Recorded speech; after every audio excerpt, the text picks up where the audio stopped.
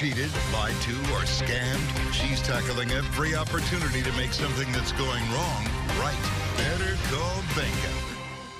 From large corporations to mom and pop businesses, most have a website. But did you know your website could be a sitting duck for a lawsuit that could cost you tens of thousands of dollars?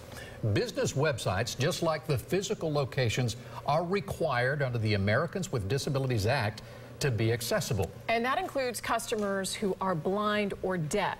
8 on Your Side investigator Shannon Bankin joins us now. And Keith and I were so interested when we heard you were doing this story, because I don't think a lot of businesses even think about this being a possibility. This is something so many businesses haven't heard of. I've been hearing from them all day. But if your website isn't accessible, those who are visually or hearing impaired can't use the site. And some of those people are fighting back. I found disabled activists filing ADA website lawsuits by the stackful.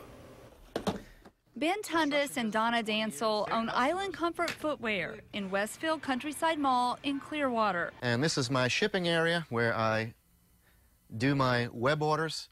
They decided to expand by selling their shoes online. They launched a website, and then, bam, a lawsuit. Summons on a Thursday night at 8 o'clock at night in the dark. Got a knock on the door.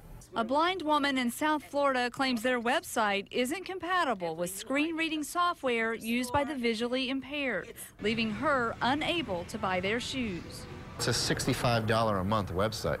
You know, it's Was there ever any mention on what you need to do to make sure you're ADA compliant? Absolutely not. No mention at all. When most business owners think ADA, they think handicap parking spots, ramps, and grab bars in restrooms. ADA lawsuits are nothing new. But now, the spotlight is on websites. 2,285 ADA website lawsuits were filed in federal courts in 2018, a yearly increase of a whopping 181%.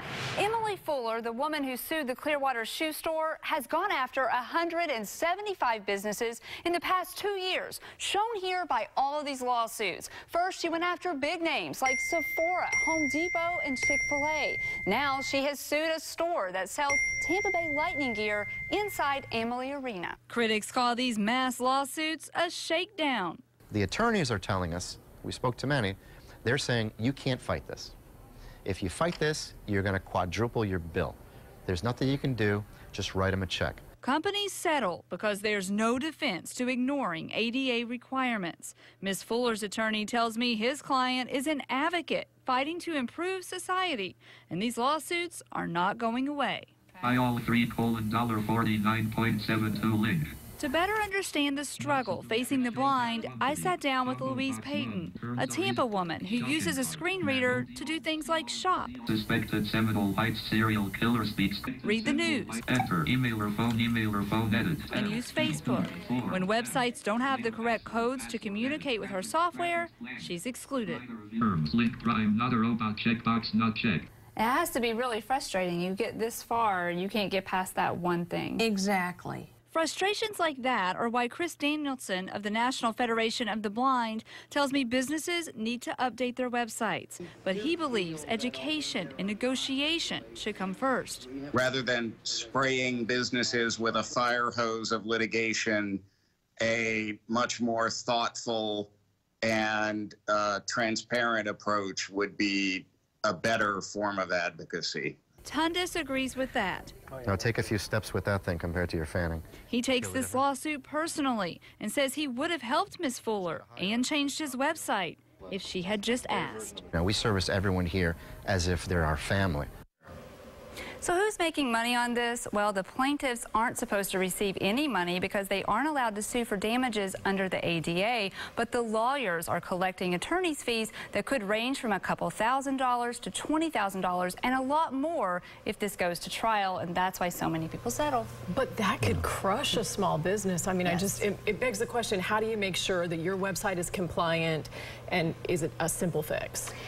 Sometimes it can be simple, but oftentimes it's not. It's a lot easier to do this on the front end when you're launching your website. You need to make sure that your web developer knows how to make your site compatible. There are industry recognized standards and various companies that you can hire to help you with your site. Also, the National Federation of the Blind and the local Lighthouse for the Blind can help. I spoke with both of them, and they said they'll do audits and they'll help people for free in some cases. Now, the guy at the shoe store said it was costing him $65 a month for his website. Right. But if you add this feature that allows the blind to read, is that a lot more money? Is that? It could be, depending on how complicated your site is. A simple site, I talked to folks who do audits, $1,600 to audit your site, more money, to make sure that it is compatible. So it can add up. Yeah. But you're also, you're following the law and you're opening up for potential customers that otherwise wouldn't be able to use your site. Sure. All right.